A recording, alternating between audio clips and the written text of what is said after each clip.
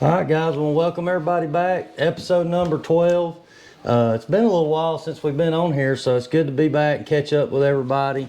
And we've got a special guest with us tonight, Mr. Tracy Parker, and we want to give people time to get on here. We're going to talk a little bit more about him and his company. And we got one of our own, Russ Dees, in here with us tonight, or as everybody knows him as the guy with the beard. Yeah. So, but you know, we're going to start out with this tonight. Look, guys, I want to thank B&B Custom Outdoors and AA Graphics and Signs, Jill of All Trades, Simpson Trucking and Grading, Tangle Trout Cabin Rentals, our good friend Captain Mac, and obviously Heads Up to Taxidermy, our newest partner here. So, but look, we want to start out by giving y'all our Hartwell recap, which is, for us, it's not any news, really any good news, but either way, we're going to recap it anyway. So, you know, I'll start out with saying this. We started pre-fishing up there, you know, two and a half weeks before the tournament. Had some good days up there pre-fishing, you know, had some pretty good days. I think one day we'd had, you know, 27, 28 pounds or something. But, you know, just like it's happened in times past, when it come for the time for the tournament, the fish that we was on, they just wouldn't cooperate. Couldn't put nothing together. The weather was brutal. Yeah. I don't know how else to say it. Russ can back me up on that, man. It was, you know, obviously everybody knows it snowed and then it rained and it iced. And then Saturday, even though the sun come out, we had, you know, 15 to 20 mile an hour sustained winds pretty much all day.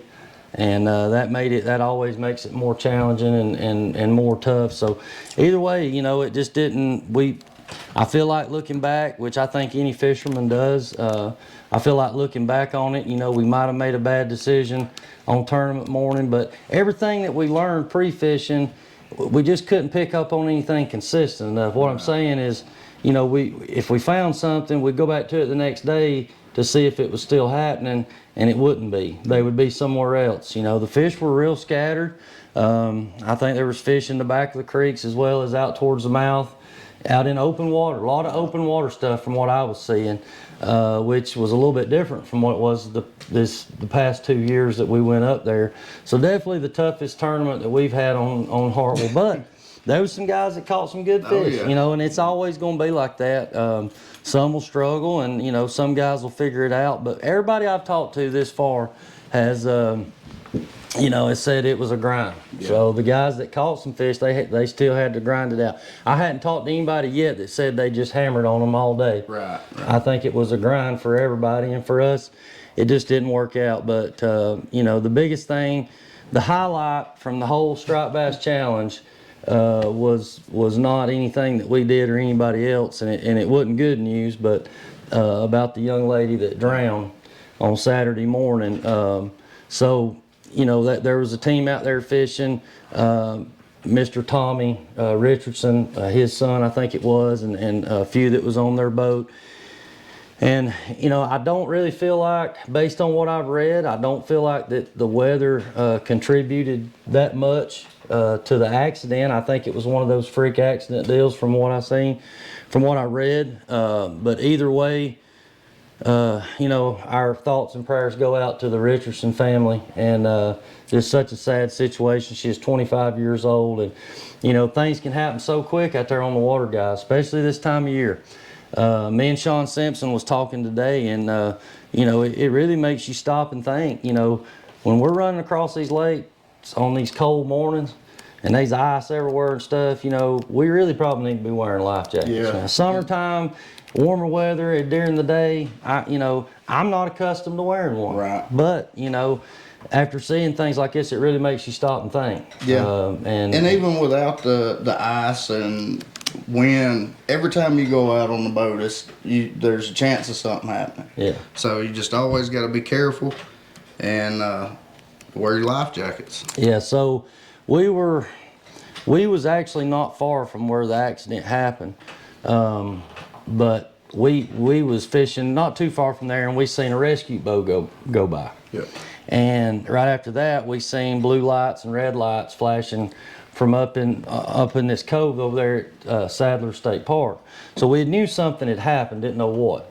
Apparently we got there, I guess we was in that area maybe, I'm just guessing, maybe 30, 45 minutes after the accident had happened. You know, the people had already been recovered, which they was 3 that survived, but then the young girl that didn't, which obviously it's like I told Sean today, I said, if I'd have been over that way sooner and have seen something like that happen, I'd have reeled my stuff up like that and I'd have been over there and got them people out of the water, you know, but we didn't. We got over there kind of after the fact. It had already happened, but such a sad situation. But yeah, look, we're praying for those guys. We appreciate Tommy and all those guys, what they do with the Striped Bass Challenge is for a great cause, and a lot of great anglers in that trail, and we love to fish it and support it. So our thoughts and prayers go out to those guys. And look, we got a couple guys already come in here and commented, Ricky Era and Jason Patterson, Jason Watkins, and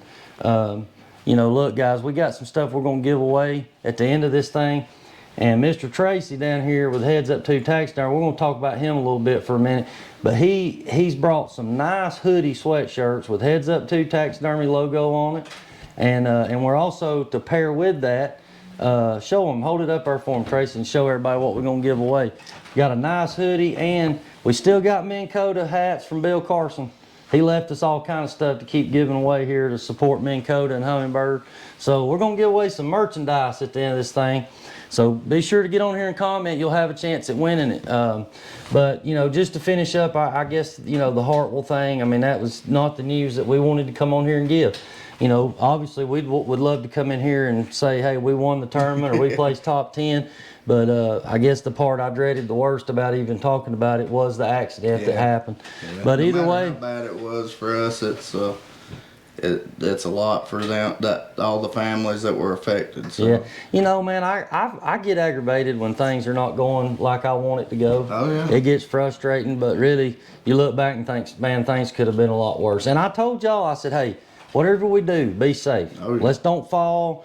You know, when there's ice on the boat and, you know, something happens, the rod goes off and you ain't thinking, you know, for that quick second, you're not thinking about it. You make the wrong step, slip, fall, hit your head, and fall out of the boat, and it's that quick. I mean, it could really happen that quick. So, you know, the only thing I could say to encourage people would be to wear your life jackets if you're in doubt. You know, if you've got any doubt of it, if it's early morning, cold, water's cold right now, guys. So be careful out there on the water. But fishing was not great on Hartwell this year. Like I said, bottom line, I mean, there was some good fish caught. There were some guys that figured it out and caught some fish, but for us, it was tough. So we're going to try again in March. Yep. We're going to go to Lake West Point down here, just southwest of us here. We're going to go down there and try that in March, and then we'll be at Lanier in April.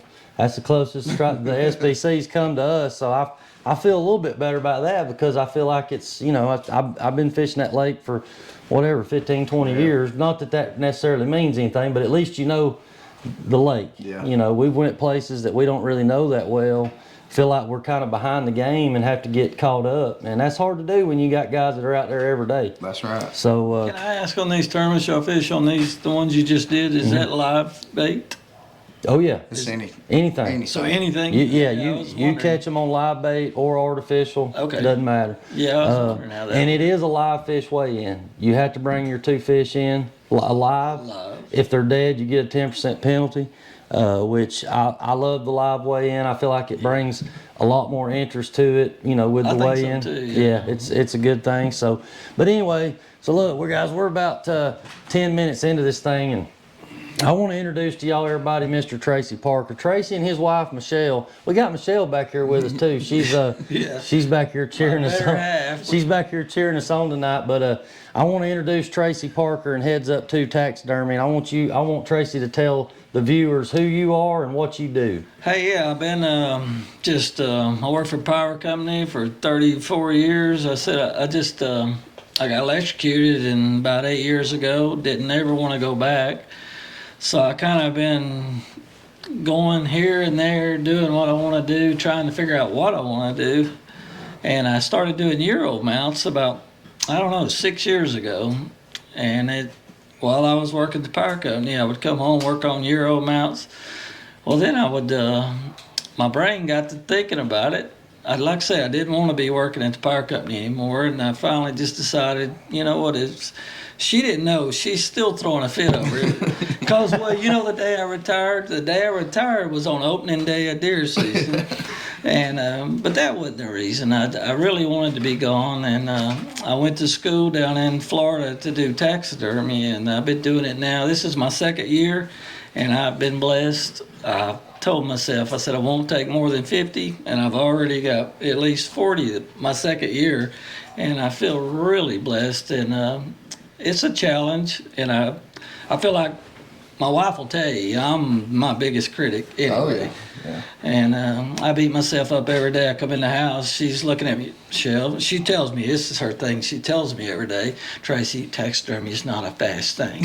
You know? Yeah. So no, I'm no. So it almost sounds like being a fishing guy. I do. I'm You have the same challenges that we do mentally. mentally, I just beat myself up every day. Yeah. Like I got one today. I called a tech on a certain tanning I had to do. I'm trying a new tannery for the first time I ever tried today. Mm-hmm. So everything went wrong today, and I called this tech person. Well, they tell me I did everything wrong. So, you know, I'm still beating myself up. So I can't wait to get up in the morning. When I get home from here tonight, I'm going to be in my shop doing these test strips on these chemicals. But now, this is what I love to do. So how long have you been doing it?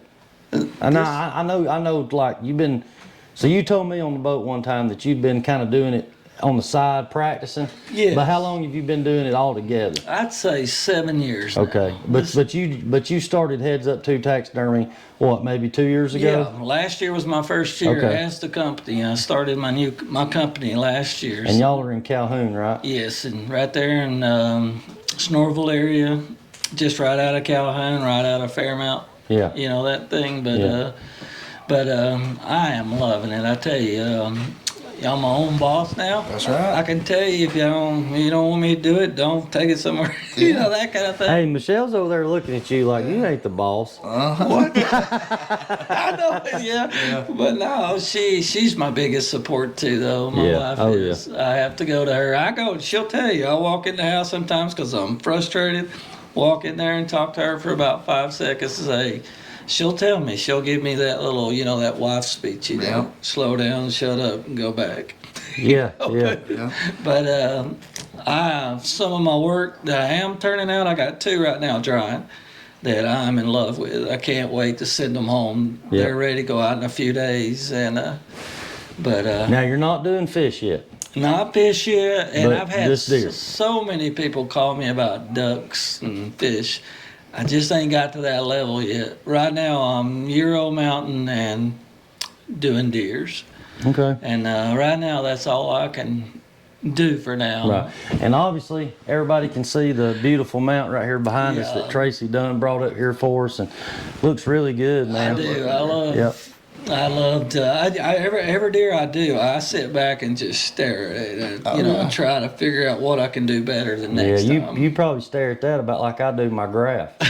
Or my or the bait tank. Yeah. Out there checking on my bait, No, I've seen you though. Oh, Jeremy, he's over there like pin. He'll pin them. Oh, yeah. I'm dropping waypoints. got Yeah, to. I'm dropping waypoints. Yeah. Well, sometimes them waypoints help you and sometimes they don't. They do. We know how that goes, don't And we? I've Russ? seen you too, Jeremy. I've seen you work so hard at what you do. It's kind of what I do at taxidermy. I do the same thing. I work so hard to put out a perfect product. Yeah.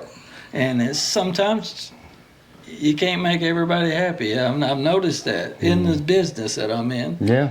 I had a guy here recently, tell me that, hey, my deer don't look as big as it did when I killed it. Well, I'm like, I can't make your hide no bigger than it is. What I have that you brought me. Yeah. So yeah, it's like you. I've had a guy the other You day. just hold them out closer to the camera. Yeah. They're all smaller when you Yeah, get I them know. home. They're all smaller when you get I them had home. a guy the other day. He brought you up to me, and I'm in my shop picking up a deer head. And we got talking about fishing. I didn't catch no fish with him, but I didn't say anything off the wall. I just left it at that. I said, me and my wife had great luck with you.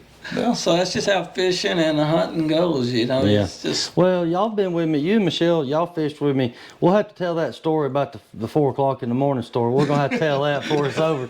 But I thought Michelle was gonna kill me on that deal. We're gonna tell that story before the end. But yeah, I mean, look, guys, I think everybody that's in this business has had tough times when it comes to what we do. We're at the mercy of Mother Nature, and at the mercy of the fish. Yeah. There's only so much you can do. There is a lot of things you can do, but at the end of the day, there's always going to be times where we're going to leave scratching our head.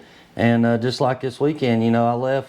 I was like, man, I got my butt kicked. Plain and simple. We caught them pre-fishing, but man, we couldn't put it together on tournament day. So, same way with guide trips. I mean, there's times when things are great, people's catching fish, everybody's happy. But then there's times the fishing's bad, weather's not good. You're working harder to try to get the fish going. You work harder when they're not biting. Yeah. Than you do when they're biting. It's easy. Everything's easy. Everybody's happy. Everything's great. Honestly, when they're biting, you'll even forget about the weather. You'll forget about it being cold. Yep. But when the fish are not biting, that's when everything factors in. You're like, man, this wind and this rain is cold or whatever. The case might be. But anyway, let's tell that story. We're gonna tell that story, and then we're gonna let Russ talk. We're gonna make Russ talk a little bit tonight. But so look, we appreciate everybody coming in here too. We want to say Gunner says hello. Charles Ingram said Gunner says hello. Gunner, he's a little guy that loves fishing. Oh, yeah. This kid loves fishing, okay? And I hadn't reached out to him yet, but I've already thinking about talking to Gunner. Get them on here. Get him on here, him and his son. Because I'm telling you, this kid right here, he'll fish. I seen him fishing. They was fishing Murray. Yeah. And, when it was cold and stuff, they'll fish. So, great guys. But appreciate everybody joining in. Like I say, we're going to give away some cool stuff right here at the end. But we're going to tell this story right here. So, one of the first times that maybe not the first time, but it was one of the, it might have been the second time, I don't remember, that Tracy and Michelle went fishing with me. We'd been on a really early morning bite, a good early morning bite. It was summertime, So Michelle messages me and says, what time do you want us to be there? And I said 4 a.m. And I thought this lady was gonna kill me. I really did. I thought this lady, and then after it was over, I was like, if I get these people out here at 4 o'clock and we don't catch no fish, she's really gonna kill me then, Yeah. But it's kind of funny. But anyway, they showed up at 4 o'clock on the dot, and man, we caught the fish that morning. From the time they got on the boat, first line in the water, to sun up, we caught fish. I think we caught, and that was at Carter's that morning.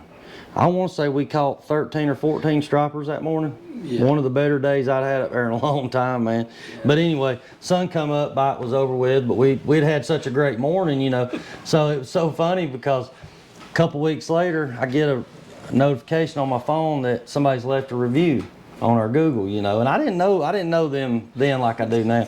But anyway, so Michelle gets on there and she's, was talking about had a great time going fishing with us. And she said, if Jeremy says be there at 4, be there at 4. Yep. So I converted her. I changed her into, she understands why that there's times where you have to be there at a certain time to catch them. Timing really is everything. Timing and location when it comes to fishing is everything. We've talked about on our previous trips. If you've sent me a text and say, hey, we need to say, let's go to Notley. We go to Notley. And if we do something different, you say be there at 6 or if we change it from morning to evening. Yeah. We've done that before. Oh, yeah, yeah. Jeremy's called us, hey, the fish are biting better this evening than in the morning. Me and her be like, okay, we'll do what you say. We've been there. Right. That's just, that's just the way it is. But, there's always that chance of, I've seen it like this too. You be on something like that, consistent, and then all of a sudden you show up and everything's changed. Yeah. And then it makes you look stupid. Then it makes you look stupid. And you're like, then somebody's like, I thought they was biting at 4 o'clock in the morning. Well, they was yesterday or last week. For the whole past week. For the past 2 weeks, they have been, but something changed. Don't know, Something changed. As we've talked about on here before, man, there's a lot of, a lot of factors involved in that, and everything has to line up. So we've got some more guys. I can't keep up with all these comments. We appreciate all the support from everybody, but look, if you guys have got any questions for us about what's going on, I hadn't really heard much about Carter's. I hadn't really been on Carter's. I've spent the last 2 or 3 weeks up at Hartwell, what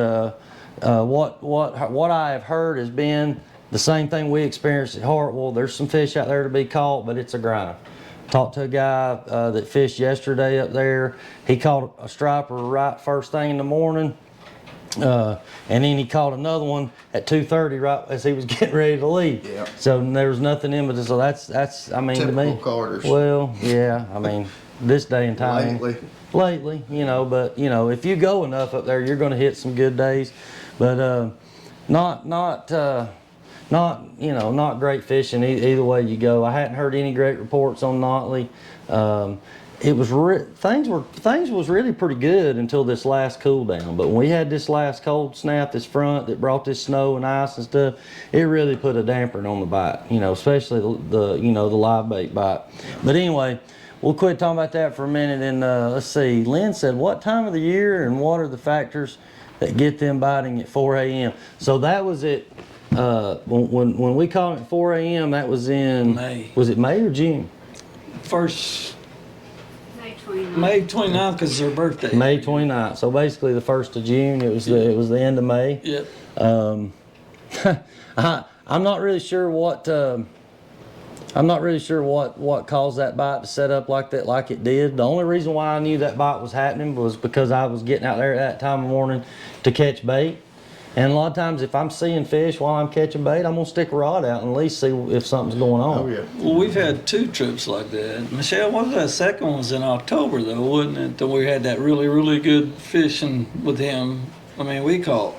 It was in October. That Oh time, yeah, though. yeah, Remember yeah. that? October, yeah. That was an outstanding bite that Yeah, day. yeah. We caught them all the way up the river, you Yeah. know, that day and everything. We caught them all day long that day, really. Yeah, yeah, I remember that too. So we've had some really good days, but you know, I remember taking y'all a couple years ago. I won't say we had the grandkids with us.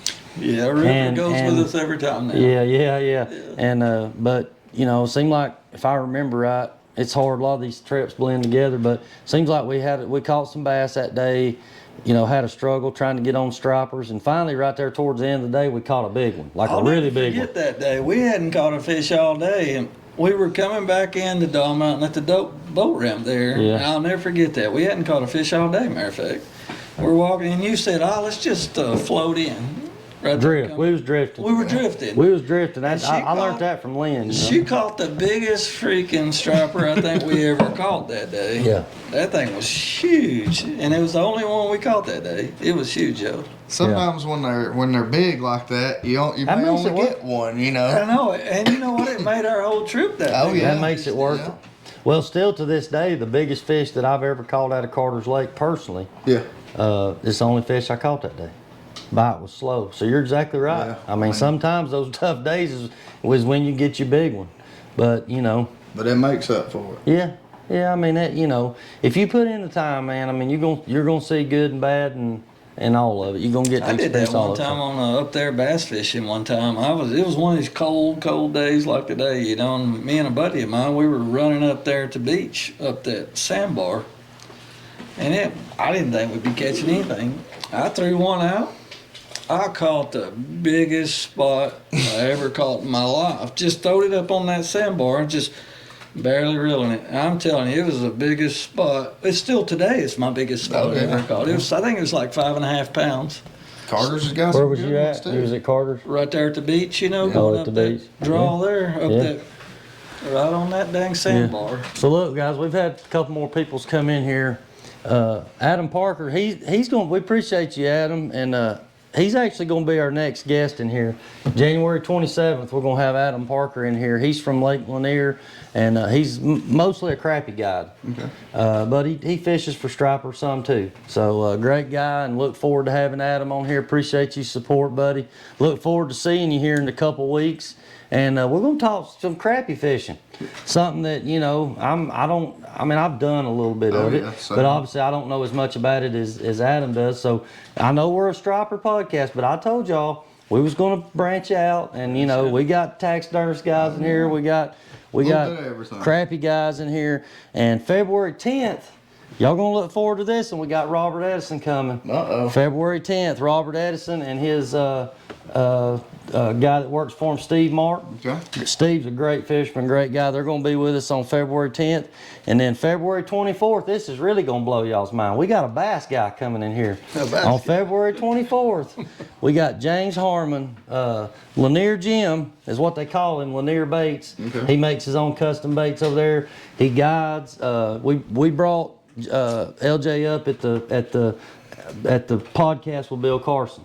He works on, he installs graphs for people. He will actually, you can pay him to go out there with you and help you set your graph up, dial it in. He'll take you out there on his boat and show you, you know, all the ins and outs of the graphs and stuff. So it's a good guy to have on your side right here. We got him coming February 24th. Look forward to that. So, yeah, Jason Watkins said look forward to tomorrow night. Most people probably don't know what he's talking about, but tomorrow night I'm going to be at the Lanier Striper Club. So I went to the Oakwood Striper Club a couple months ago, and then the guys from the Lanier Striper Club asked me to come speak there. So I'm looking forward to it. I like all those guys. It's a great group of guys that have the same interest and passion that we do. So, and you know, when these guys ask me to do this stuff, I can't tell them no, because the club, the striper clubs, the local striper clubs is how I got my start. Yeah. That's how I got started in this. So when they ask, I can't say no. And we're going to get some of them guys, they're going to pay me back, because they're going to be coming on here down the road and talking striper fishing with us too. So we're not going to get away from stripers, even though we're going to touch on crappie with Adam and the bass with LJ. We're still leaning on the striper side. So, but anyway, I want to say, well, we got to give Russ the floor and let him talk a little bit. Let everybody know where you're at right now. What have you been doing? You been fishing? Just a little bit. I've been staying a little busy with some other stuff we got going on, and couple minor boat issues, so I hadn't quite been out as much as I'd like to, but it's I'm getting ready. So hopefully spring will be good and I'll be ready to go. Well, the last time you was out to do a trip for me, and that's when your boat messed up. Yeah, got out there ready to catch bait, and everything's fine one minute, and then batteries are dead the next. You know, nothing. You didn't have nothing. You never know. You try to keep all your stuff up and maintained, but things happen. It was cold that morning, and I still don't know exactly what it was, but we'll get it straightened out and get back on the water. Back at it. So. Yeah, we got to get you back on the water. So we got some things coming up. We got to get Russ back ready to go where he can do some trips for us. But well, can I ask this question? Yeah. How is this time of year on catching your bait? Is it harder? It's tough. That's what I was wondering. The bait's deep. deep. Well, like up at Carter's right now, you know, the herring and all, everything's going to be deeper. That's what I was wondering. How it's hard to get them to draw it up to a light when the water's this cold. Right. They just don't want to come up to the light. They want to stay down deep, so it makes it hard to catch. And I'm talking about herring, thread fins, and stuff like that at Carter's. Now, if you want to get out and catch gizzard shad, there's opportunities for that. If you can catch a warm day where the sun's out, you know, shining down on some shallow water, and you can get them in there, and you know, a couple feet of water, you can get them.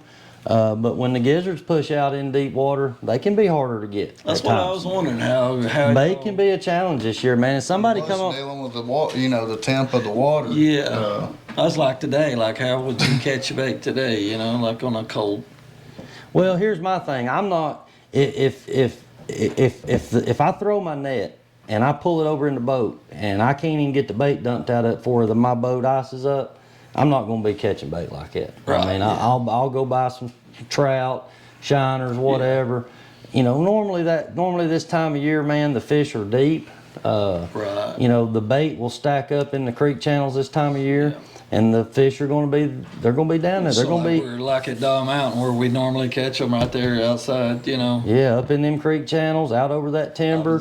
You know, 50, 60 foot down's probably where you're going to find these fish right now at Carter's. I was curious on that, how you go. But it's tough. It's tough. I mean, really, we'll start throwing the net again up there probably sometime in March. Yeah. When the water temp starts coming back up. So the water right now, so y'all not even throwing nets right now. Okay, that's what I guess I was. Well, not up there at Carter's, not for herring or for thread fins. Now I went a couple weeks ago. We went and caught shad for our tournament. We caught gizzard shad for our tournament, but it was 58 degrees that day. Yes. And you know, when that shallow water, even though it cools off quicker, but it also warms back up quicker. Yeah. You get a good warm sunny day, and them shad push up in that 3 or 4 foot of water, or even 6, 7, 8 foot. You can get them pretty good in that. I mean, I've caught them out deeper. Don't get me wrong, but it just don't. It seems like it's harder to get a lot of them, you know, when they're out in deeper water. But Keith McKinnon, man, I knew you'd show up, man. I knew you wouldn't let me down. So, hey, we appreciate everybody. Jake Patterson, that's one of my old buddies from school, man. I ain't talked to him forever. He said I'd rip the mouth off a crappie. Oh, we would. Yeah. We would. It wouldn't have no lips left. Why? Because we're striper fishing? I mean, that's, you know, hey, my biggest thing is I preach to people, don't set the hook. You don't set the hook. I mean, unless it's a situation where you got a big bait out there and the fish is chasing it and kind of messing with it, and you're having to, you know, feed it some line or tease it a little bit, and then you feel it take off and run with it, but he ain't got it. Then you could, you know, let him run a little bit and then set back. But most of the time when we're downline fishing or whatever, you want to let them eat it and just reel. It took me 6 years fishing with you to get used to that. It ain't bass fishing, man. There's something about Rip that. So listen, there's something about live bait fishing that a lot of times when that fish hits that bait, you got the movement in the rod, but it doesn't mean the hook is in the fish yet. Yeah. Okay, so if you do something abruptly and you jump on that rod and start reeling like crazy, or pull up and set the hook, and that fish feels something weird, he'll open his mouth and let go of that bait. I've seen it happen 100 times. I mean, you know, that's why it's best that when that rod goes down, just go over and crank down, get the slack out of it, reel. That's what I always tell my customers, and it's totally different than bass fishing. Well, I'll never forget Russ. First time we went fishing with him, I told Jeremy, Jeremy, don't worry about me. You just take care of her. Oh, yeah. He still baits my hook today. Oh, yeah. Well, you get so used to dealing with it. It's easier sometimes, you know, and trying to get baits back in the water as fast as you can. Yeah. And, He'll grab that line.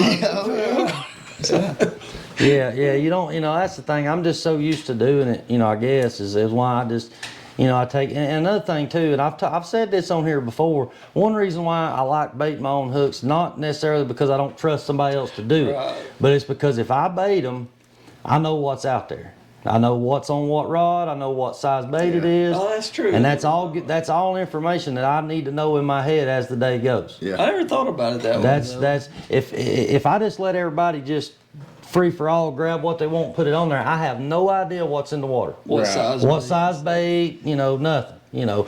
So it's not that I'm fine with teaching somebody how to do it and us working. We work together on our tournaments, you know. But even on our tournaments, I'll bait the hook and then I'll let them let it out. And it's not because they don't know how to hook a bait. But it's because as the captain, I want to know what bait's on every rod, what size, because sometimes that's something you can keep going back to. I saw that the last couple of years. I've kind of figured you out, seeing what size bait, because I can see you get one, you'll throw it back in the tank, you know, get another one, put it on there, because it's different. Because you don't want. Well, a lot of times I'm matching it to the size hook I got. You know.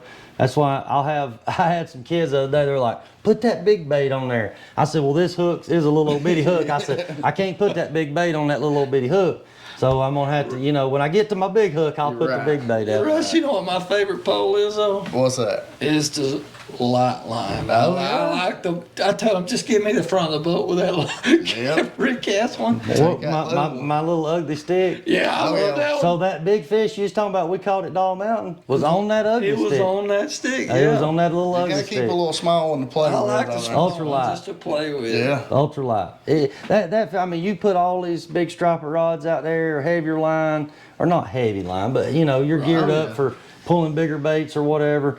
And then you got a little spin rod out the back with 10, 12 pound test on it. And you hook that's the one. But when you hook one on that, it's fun. Yeah. It's gonna be fun. You know, but and now then you're catching spots, you're catching a little bit of everything. Yeah, with that and rod. they're all fun. Yeah. They're all That's why I fun. like giving her the big rods. We got out there, well, I won't give exact locations, but back, oh, come on, Russ. we were out on Carter's one day. Oh, it don't matter. That's changed. That changed the next day, man. That don't a matter. small rod out, and we ended up catching a couple heavy teens. on that little rod, and I had the group of 5 boys, all young teenagers. Mm-hmm. And once they caught that one on that small rod, that's all they wanted.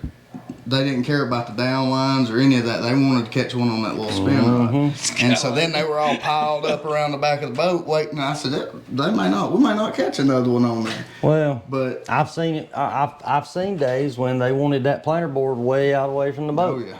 I've seen times when you had to have that down line, that line counter reel with that down line on it, and keep them baits down at 50.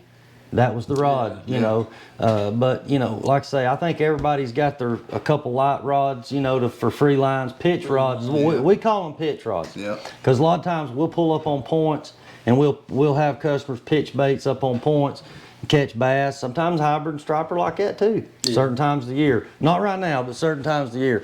So Riley said that Keith was only coming in here to win a prize.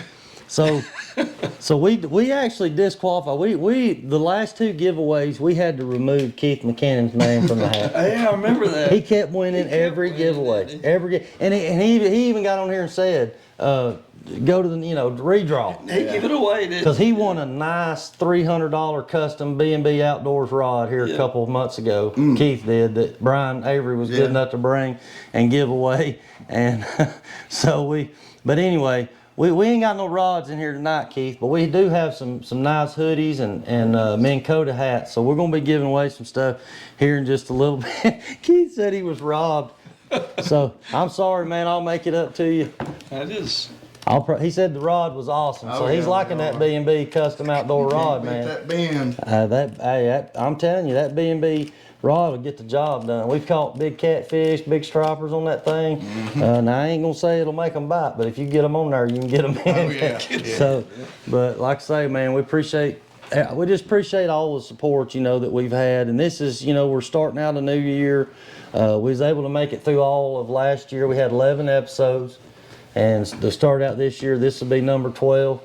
So we've had a great time with it and hope we can keep it going. We got a lot of good guys coming, and we're going to try to keep that coming and keep more and more people coming in here and trying to showcase, other people and businesses like Tracy. That's one thing that we wanted to do with tonight's episode is, we want to let you guys know we're not completely obsessed with striper fishing. We do want, well, yeah, maybe a little bit, but we want to support other local businesses like Tracy. We have a lot of similarities in how we come about our business, even though that we're, he's a taxidermist and mounts deer, and I'm a fisherman.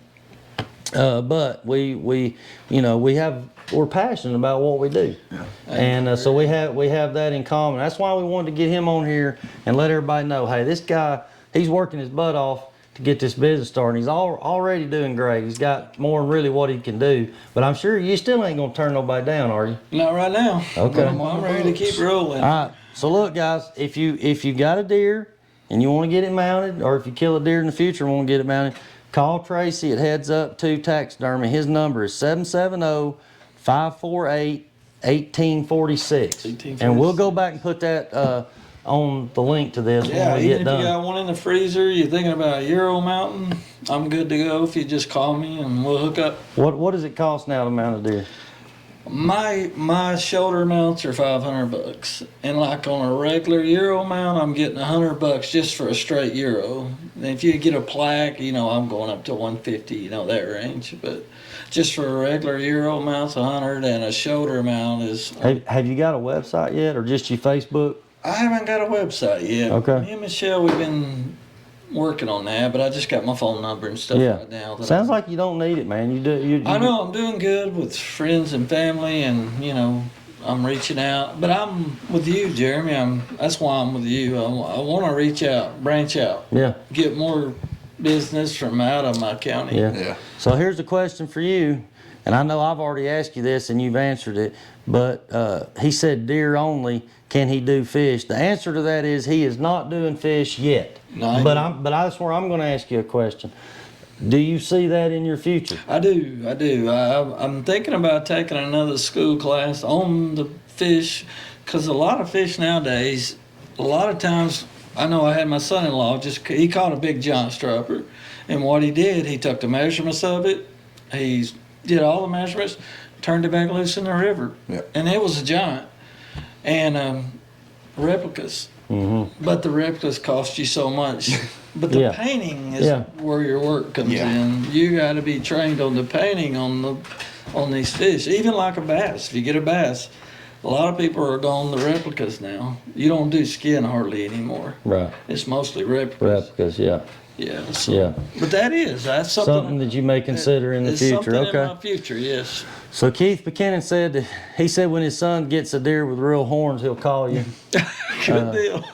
He's talking about Finn. Finn's 10 and he got his first 2 deer this year, a spike and a button. Hey, I'm sure he'd mount a spike for you. I'll put it on the wall for you. He'll put it on the wall. Give him a call. Hey, I tell you what, guys, I got deer this year that I have learned that I have to watch my attitude when they bring them in, because you know what I learned. Every deer is somebody's trophy. Oh yeah. It doesn't matter if it's a big 12-pointer, big. I've had a spike this year, guys, but it was a young kid's first deer. Yeah. They want it mounted. You understand? I'm like, perfectly cool, dude. Oh, yeah. But I had to watch my attitude. Yeah. When one comes in. Right. Be like, you can't be like, why are you mounting that? I know. Are you sure you want that mounted? I'm like, hey, that is awesome deer, dude. I mean, seriously, it is so easy to get caught up on this big buck thing, you know? Yeah. Well, you got to start somewhere. And I've got nephews that, their first ones are small, but they get them. I bet you y'all this year, I've had 10 first-time deer. That's good. And it is awesome. I got one on the drawing board right now, ready to go home. I can't wait to see this girl come get her deer. I cannot wait to see her. It's just a little, 8-pointer, not real big. But I can't wait to see her come get it. You should start videoing people's reactions. I know. Have a hidden camera. I get so much gratification out of seeing them come pick these deer up. Yeah. And same as, when we got people out and catch a big fish, or, the same thing. You don't have to have a 40-pound striper to be a trophy. No. But when you see their reaction and well, Jeremy's done her. Yeah. Only big fish for you from now on. I don't even get to catch a fish. Yeah. I mean, she gets to catch them all. Well, that's the thing about Carter's Lake. He can spoil you. They can also hurt your feelings, too. Yeah. So. But no, guys, everything, I'm, anybody on the show, I promise you this, if you bring a deer to me, I'll do 100% my best that I can. Yeah, I believe that. I mean, you're just that type of guy. And I know that just from fishing with you for, I guess it's been 7-8 years now. I guess we've been fishing on and off with each other. Wow. So. I told her the other day when, I told you, I texted you and told you I'm on book a trip. Of course, it's May 29th. Mm-hmm. Always May 29th. That's just y'all's day. I'm going to go ahead and put y'all down for 2026. Might as well just put it down every year. And she's like, yeah, I'm ready. I'm like, okay, I'm just going to text. Yeah. So that brings me to something else here, guys. I was, I didn't know if we'd have time to, fishing it. Keith said, mind your business, fishing is expensive. He hit the nail on the head there. It is expensive, but everything else out here is now too. But look, guys, I want to make this announcement too, because let everybody a little bit in on what I've got going on personally with myself. So, this may be a shock to a lot of people, okay, what I'm fixing to tell y'all, but I feel like I owe it to everybody that our followers and my customers to let everybody know where I'm at right now. But I just recently took a job with T-Rock Flooring. A friend of mine, Jason Hancock, owns T-Rock Flooring. They needed somebody to come on board, and I took that job, that full-time job with them. So I'm actually fixing to cut back my fishing stuff as far as my guide. Now, I'm not quitting. Yeah. Don't freak out yet. I'm not quitting. I've got 25 or 30 customers, regulars, that fish with me every year, some of them every month. They want to go. Yeah. And I'm going to do my best to take care of them and still book some trips here and there, but I'm not going to do it full time. That's just where I'm at right now. It's going to allow me to, fish some of the tournaments that I want to fish. My son's 5 now, to be able to take him fishing when he wants to go fishing. So I'm not going to quit fishing, guys. I'll probably be fishing till they put me in the ground. But I have made the decision. I had that opportunity come up and I couldn't turn it down.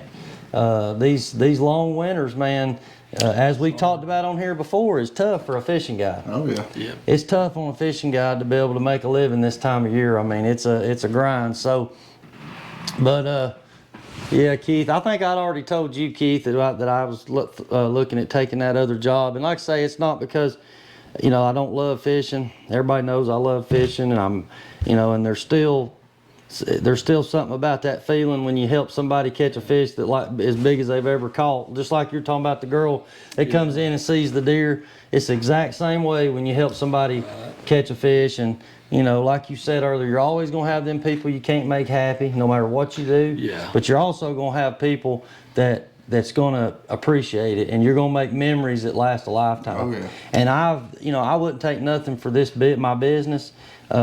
Not just because it's paid my bills, but because I've met people along the way, like Tracy and Michelle, that are not just customers, they're friends. You know, y'all are my friends, and so it's hey, we're a small knit world out here with the striper guys. We got to stay, you know, we got to stay close and and help each other out. So, but anyway. We appreciate everybody that's come on in here tonight and joined in with us. We're gonna get ready with it. Believe it or not, we've already been on here for 45 minutes. It goes by pretty quick, don't it? Pretty quick. I So can't believe it. we're gonna Me and Russ is like, yeah. here in a few more minutes. We're gonna give this stuff away. We're gonna find out. So look, if you ain't commented yet and you're watching, you better get on here and comment and let us know you're here so we can put your name in the hat for this for these giveaways. We'll get this stuff sent out to you here this week. But yeah, like I said, man, I'm running out of stuff to talk about, but we appreciate everybody that supported us all year with this podcast, and it gives us an opportunity to get on here and talk fishing and maybe share some information that might help somebody that's out there, trying. And I know a few people out trying right now, but I know more people that's on the couch trying to stay warm right now too. So it's just the older I get, the tougher this kind of weather is on you. I'll tell you what, I got up this morning way before daylight, went deer hunting, and like you just said, I'm getting older. I mean, it wasn't that bad, but I was... Was your old bones and joints aching out there, Tracy? Like about 9:30, I'm ready to go to the truck.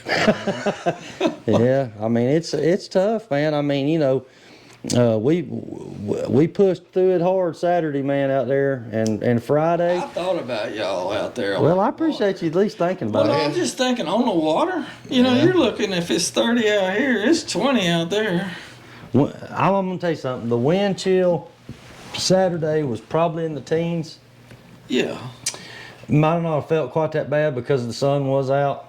Friday, we didn't have really much wind, but it was really cold. That's when all the snow moved in. Yeah. So we fished about 3 hours that morning, and then it started snowing, and the front deck of the boat, it filled up with snow. So y'all would make fun of us. I wish I had a picture I could post on here, but we made an enclosure out of a piece of clear plastic.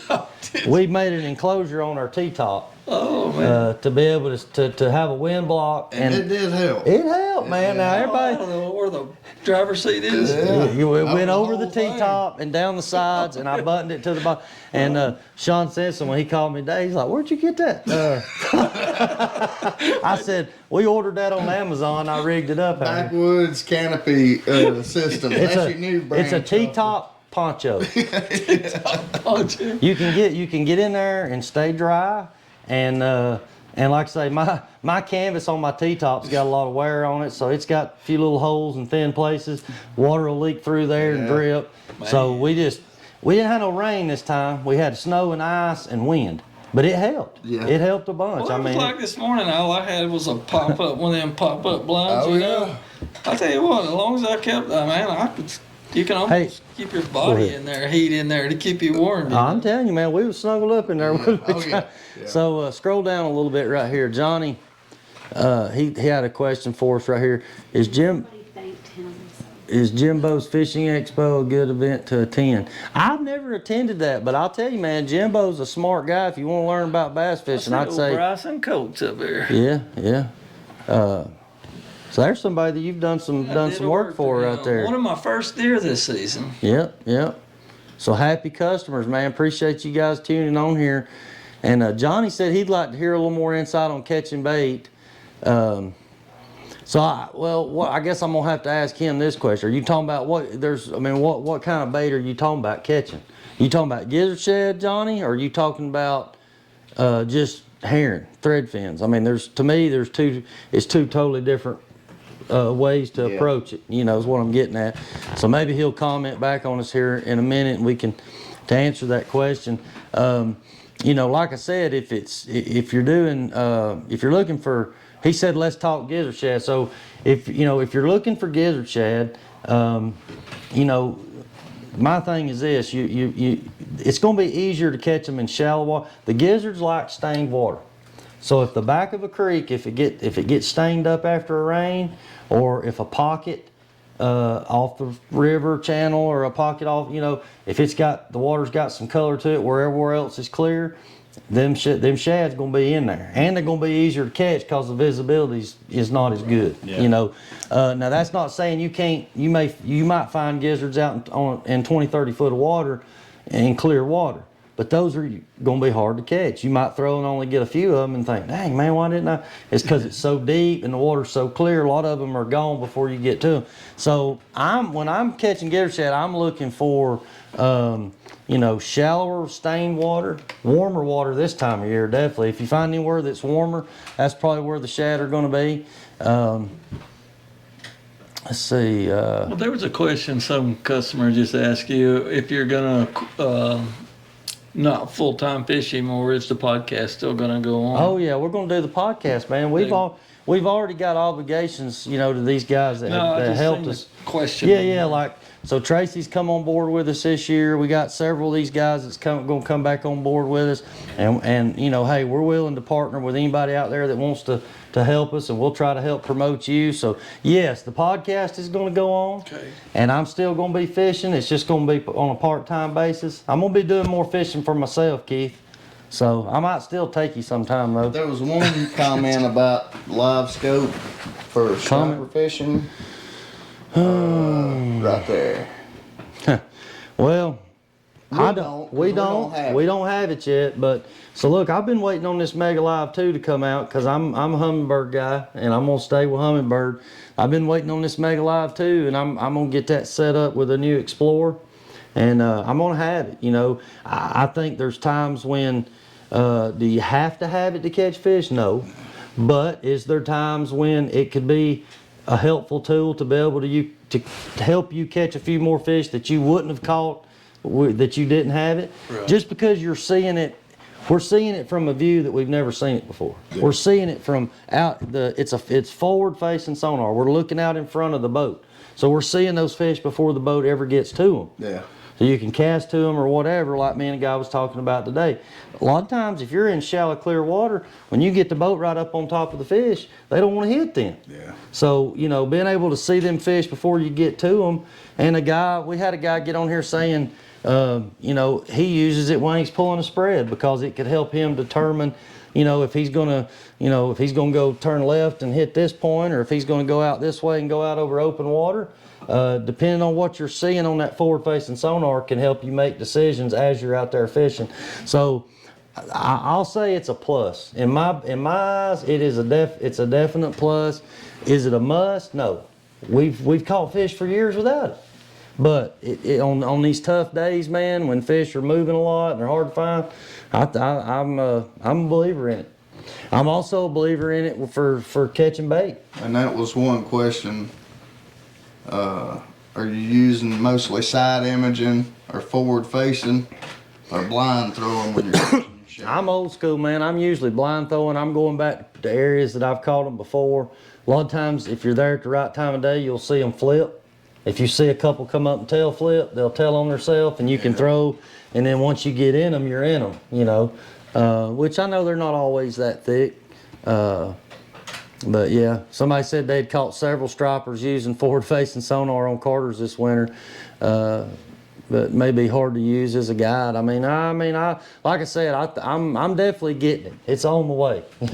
I'm getting one. So, but you know, yeah, I can see that. I can see that being a big help, even in the winter. But, you know, Carter's is such a deep lake. A lot of times we'll be out over 100-something foot of water fishing open water. And I don't know that I'm not sure yet that it's as effective in that real deep stuff as it is maybe say 20, 30, 40 foot. I don't know because I ain't personally been out there and used it. It's the hardest lake I've ever fished. Yeah, I'll let you know, or maybe Patrick, he might could tell us. I don't know, you know, if you got Garmin Panoptics or if you're using a Humminbird 360. But we're waiting on the Mega Live too. We're excited about it. They've done a lot of great things, Humminbird, and it's just come out, released as we talked about on our last podcast. And but yeah, sometimes Johnny, you'll see those shad on your side and on your traditional 2D. But the problem is when you see them on that, you're already past them a lot of times. Yeah. We used to throw off the back of the boat on them. We'd see them and then we'd turn throw off the back. But the problem with that, I don't like throwing off the back of my boat. Because if you tell somebody that's driving, hey, reverse, and that rope gets caught in the motor, it jerk you off the back of the boat. He throws me on the front of the boat every time. I like to throw my cast net off the front, and have somebody driving is ideal. Right. Now, you know, you can run your trolling motor and do it by yourself. That makes it a little bit tougher, but yeah, man, bait. I mean, a bait can be a grind.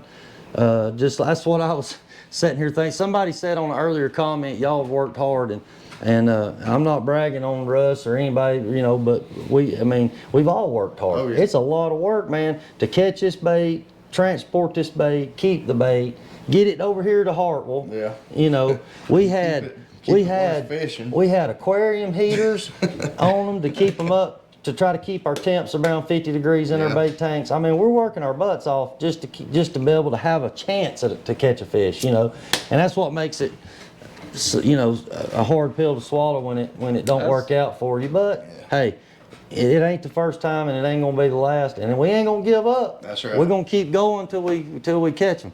So yeah, the bait is the hardest work. It is, man.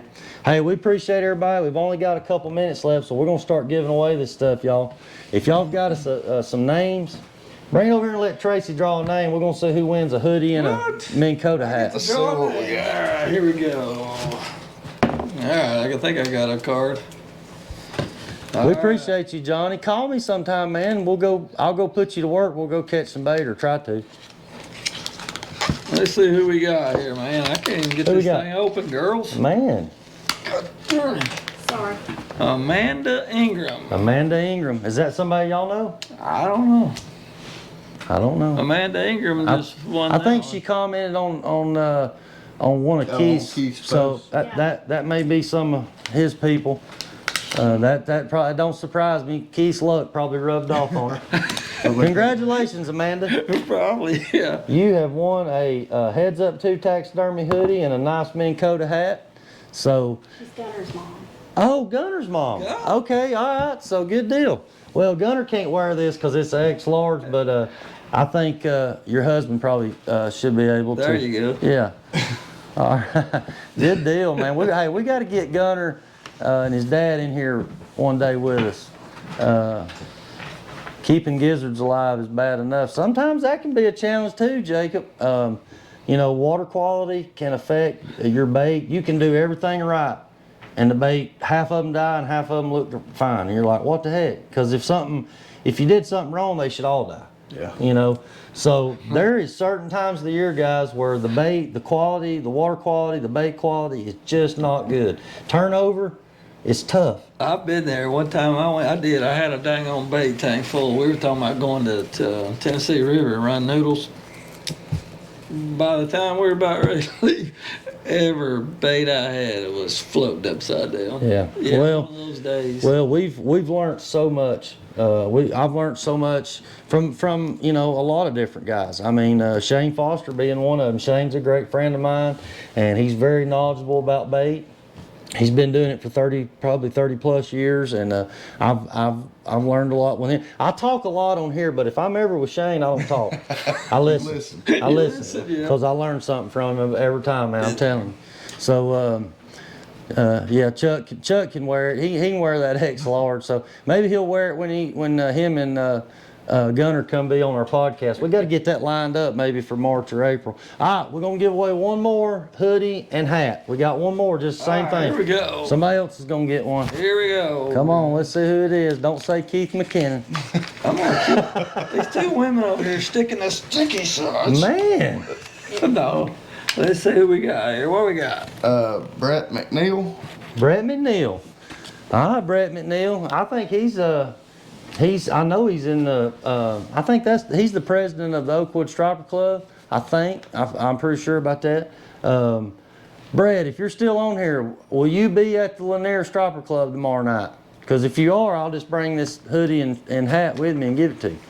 But if not, if he don't comment back, I'll get up with him and we'll get it to him. So, look, guys, we appreciate everybody that's come in here. And Russ, man, we might have got you to talk a little bit more than last time. Yeah. You know, a little bit You more. did good. Yeah, man, we're working him in. You know, we're working him in slow. Baby so, steps. Yeah, baby steps. But you know, we want to get him in here. And like I say, Russ is going to continue to help me. Yeah. So if I have somebody call and they want to book a trip, and I'm tied up in my other job, and Russ is free, he's going to do it for me. We'll go hang out.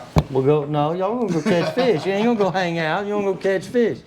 Okay, Brett is the vice president. So either way, just let me know, Brett, if you're gonna be at Lanier Striper Club tomorrow night. If not, like I say, I'll ship it to you. So you can message me your email or your shipping address, and I will get it shipped to you. So look, guys. It's been a great show. I appreciate you, Tracy, coming. Thank you. Y'all check him out. Heads Up to Taxidermy. And once again, if you want to get in touch with him, it's 770-548-1846. And we got to thank everybody else too. B&B Custom Outdoors, AA Graphics and Signs, Jill of All Trades, Simpson Trucking and Grading, Tangle Trout Cabin Rentals, Captain Max. And of course, all the people that keep coming on here and supporting us, man. That's why that's what fuels us to keep doing it, you know, is the interest in what we consider is the greatest sport in the world. So we're gonna keep at it, and we got to go redeem ourselves. Yeah. Russ. Yeah, we need some redemption. So the next warm day, we're gonna get back out there and hammer something around, try to get. Well, I gotta ask, did y'all catch anything? We caught 2 bass on Saturday. we caught stripers pre-fishing. Yeah. Now, not on Friday. We didn't fish on Friday. Once the boat got about 4 inches of snow in it, we decided that we needed to go back and try to get the boat. We had to use a dustpan to get all the snow out of the boat. And then I had to go do my water changes, rig up all my rods, all this stuff. And then we're out there fishing the tournament. And I'm like, all right, we're not getting bit on live bait. Let's put the umbrella rigs out. So I put the umbrella rigs out. Then my hydraulic steering goes out. And I can't hardly drive the boat. The wind's blowing 20. And I can't hardly drive the boat. I'm not trying to make excuses, guys. I'm just telling you, these are the things we was. No, I'm serious. I told her, because I talked to you 2 days before y'all went down there. And I told her the other day, I said, I can't believe they're fishing in this. But I couldn't believe it either. And I might not ever do that again. I'll be honest with you. I mean, I love it, but at the same time, there's a lot could have went wrong. Just trying to get up there. Luckily we got there Thursday and checked in our house, and we went ahead and launched the boat and took it to the dock where we was staying. So that made everything a little easier on us. But as far as on Saturday morning, not having to drive to the boat ramp and launch. But that could have played a factor in why we didn't do that great, because we committed to that area that we was staying in. We had to once we got out there, and my hydraulic steering goes out. I can't hardly control my boat. Like it would go a little ways and then it would just completely stop. And I had to, you can ask Russ, I was willing that time to try to get it around, wasn't I? So I'm like, around turn 4. I'm like, man, I can't, I can't control this boat in this 20-mile-an-hour wind. Then my trolling motor starts going dead. It can't keep up. That's like me. I love to fish. I mean, hunting and fish. But the other day, it was that cold day y'all were fishing. I'm like, I ain't going hunting in this. It's tough. It's tough. All right, guys. We appreciate everybody. And okay, hang on. Brett McNeil said, if I'm not there, Tom Pickett might be able to grab it for me. All right, I'll throw it in my truck and bring it with me. There you go. If we can get it to you that way, that'll work. If not, I'll ship it to you, whatever. So anyway, we appreciate everybody, and we'll see you guys on, I lost my paper, I'm sorry, I'm getting ahead of myself. January 27th, we'll have Adam Parker in here, so we look forward to that, and we'll see you guys next time. Appreciate y'all tuning in. Thank you.